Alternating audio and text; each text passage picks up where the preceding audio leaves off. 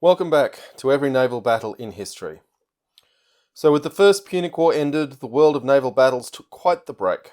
Rome was exhausted, both in terms of manpower and finance, as well as institutionally. In the Greek East, the Ptolemies had trained native Egyptians to fight in phalanxes, which saw them win significant early gains against their enemies, and then have to fight a vicious insurgency of Egyptians who had been trained to fight Greek armies. Without Greek Egypt meddling in the eastern Mediterranean, things calmed down somewhat. And in this lull, the Illyrians started getting ideas. Illyria is a hard place to pin down. It has meant different things at different times.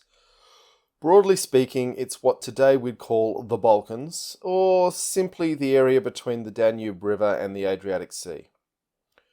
While we think of the term as an ancient one, the Kingdom of Illyria was part of Austria until 1849.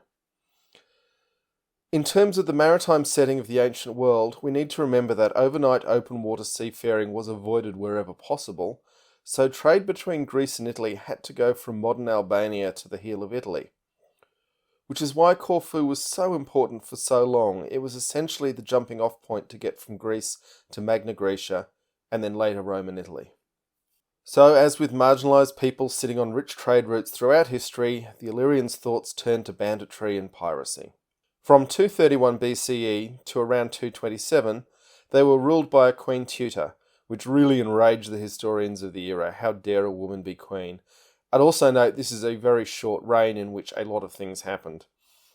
Polybius had this to say about her.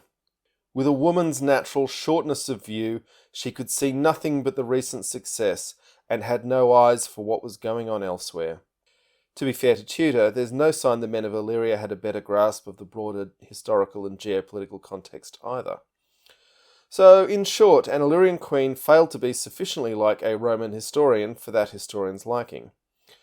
Incidentally, the name Tutor roughly just means the queen, so it's not as if she's deeply understood. In 231, her armies had briefly captured and looted the Greek city of Phoenice, which had a lot of trade with Italy.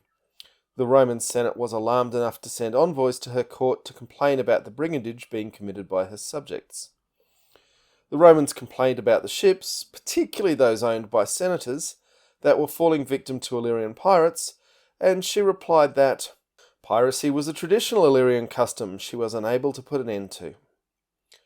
One of the envoys suggested in reply that perhaps a Roman intervention would help improve relations between sovereign and subject in Illyria, so they could become more like Romans, where they had an admirable custom, which is to punish publicly the doers of private wrongs and publicly come to the help of the wronged, at least when those suffering the wrongs were wealthy Roman men.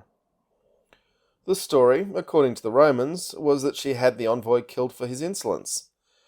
While the Romans were getting ready to avenge this outrage, other matters were unfolding further south.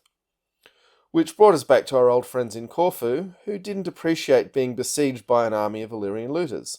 Corfu, in turn, called for help from both the Achaean and the Aetolian leagues. You can see them on this map. Kokaira is the major city on Corfu. The Illyrian pirate ships were smaller than the Greek quadriremes, but they had a cunning plan. Lashing their ships together into groups of 4, they would tempt the Greeks into ramming them, and then counterboard the trapped ramming ships. In the process, they captured 4 of the larger Greek ships, and sunk one with all hands, including the larger-than-life Magos of Cheronea, who'd had a long and storied history leading the forces of the Achaean League. The Greeks must have been pretty dumb to fall for this, frankly, but the element of surprise can be a dangerous thing. Kokaira fell to the besiegers soon after, which gave the Illyrians a very dangerous stranglehold on the trade routes across the Adriatic. This, as much as the murdered envoy, would spark a Roman invasion which would bring Rome into direct contact with the Kingdom of Macedon, and lots of further excitement would ensue. The Illyrians had been very successful for a moment, but they brought powers down on their heads which they were poorly equipped to deal with.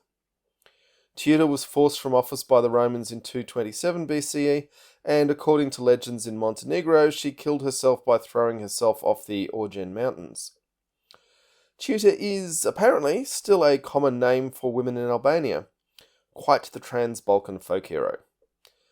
Strap in, folks, we've got lots more to cover as we take on every naval battle in history.